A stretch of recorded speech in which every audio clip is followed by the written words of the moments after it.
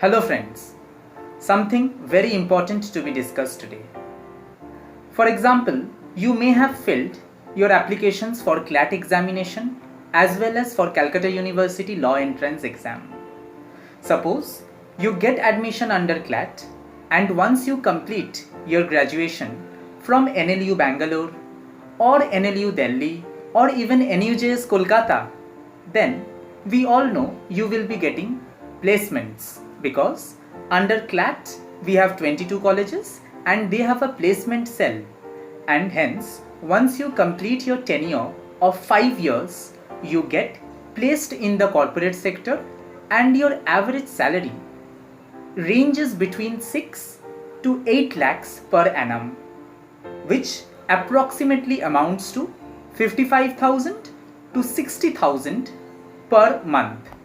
Now, in this context, you must be eager to know whether Calcutta University has a placement cell, and once you complete your tenure of 5 years, you complete your graduation, then what will be your future? Whether you will be getting placed into the corporate sector or not. So let me tell you the truth. The fact is, Calcutta University has 12 colleges, we know that, 4 government and 8 private colleges. You may have already seen various videos and you know that. But let me share something which you don't know. Calcutta University does not have a placement cell. So, when you complete 5 years of your graduation and you have a BA LLB degree with you, you will not be getting any jobs. So, now you are definitely worried and you would like to know what should be the right path then to be followed. Basically, after completing BA LLB honors degree also from Calcutta University, we have 3 options available to us since we do not get placements in the corporate sector.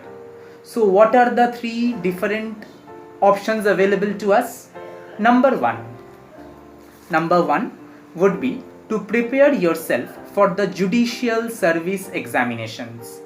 The moment you complete your graduation, you prepare for the judicial service examinations of West Bengal or even other states if you have good hold over Hindi.